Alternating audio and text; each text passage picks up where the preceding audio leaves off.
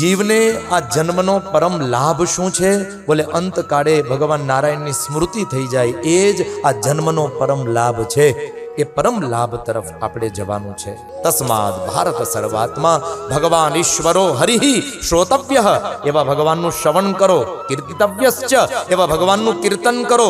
સ્મર્તવ્યશ્ચેચ્છતા ભયમ, એવા ભગવાનનું સ્મરણ કરો તો આ મૃત્યુનો ભય જે છે એ મૃત્યુનો ભય જતો રહેશે. માણસને મૃત્યુ નથી મારતું, પણ માણસને મૃત્યુનો ભય મારે. જ્યાં સુધી વ્યક્તિને ખબર નથી કે એને કેન્સર છે ત્યાં સુધી એને જણાવવામાં ન આવે ને તો એ 10 વર્ષ વધારે જીવી શકે. પણ એકવાર તમે એને જણાવી દો કે તને કેન્સર છે, બિચારો અડધો ન્યાન્યા મરી જાય.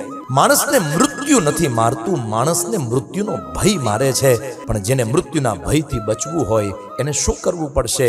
ભગવાન શ્રી હરિ એના કથાનું શ્રવણ કરવું પડશે, કીર્તન કરવું પડશે, સ્મરણ કરવું પડશે.